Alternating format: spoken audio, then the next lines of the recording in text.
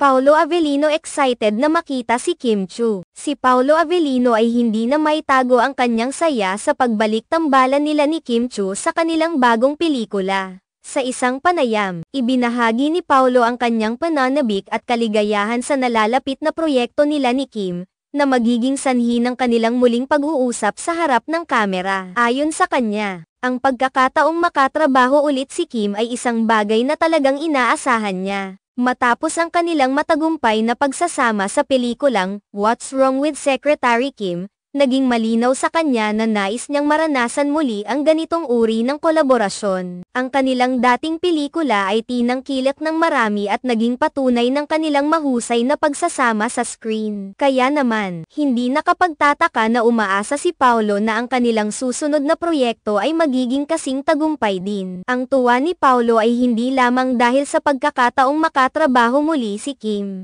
kundi dahil din sa personal na aspeto ng kanilang relasyon. Nais niyang makasama ang aktres araw-araw, at ang ideya ng magkasama silang muli sa isang pelikula ay nagbibigay sa kanya ng ligaya. Ang mga tagahanga ng tambalang Kim Pao ay abala sa kanilang pagbabantay sa bawat galaw ng kanilang mga idolo. Kahit na hindi nila tuwirang kinukumpirma ang kanilang relasyon, ang kanilang mga taga-suporta ay may sariling paraan ng pagbibigay kahulugan sa kanilang mga kilos. Madalas nilang napapansin ang mga tila espesyal na tingin at pakikisalamuha ng dalawa, na lumilikha ng mga paboritong usap-usapan sa social media. Ang kanilang sinseridad at natural na pagkakaakma sa isa't isa ay nagiging sapat na palatandaan ng kanilang tunay na pagkakaugnay. Bagaman ang mga detalyeng ito ay maaaring hindi tuwirang nagpapakita ng isang romantikong relasyon, ang kanilang mga tagahanga ay patuloy na naniniwala sa kanilang espesyal na koneksyon.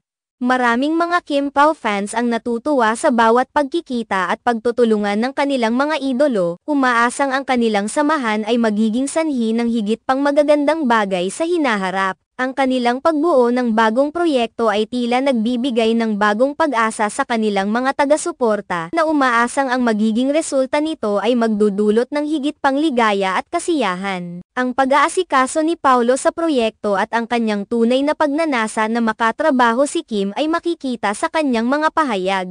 Hindi niya may tatago ang kanyang kasiyahan sa bawat pagkakataong makakatrabaho ang aktres, at ito ay nagpapakita ng kanyang taos-pusong pagnanais na magtagumpay sa kanilang pinagsamang gawain. Sa kabilang banda, ang natural na pagkakaakma nila sa isa't isa sa set ay tila lumilikha ng magagandang mga pagkakataon para sa kanilang mga tagahanga na mas lalo pang magtaguyod sa kanilang relasyon. Ang ganitong mga sitwasyon ay nagpapakita na ang tunay na emosyon at relasyon ay madalas na makikita sa mga hindi tuwirang pahayag at galaw. Hindi palaging kailangan ng mga salita upang ipakita ang damdamin.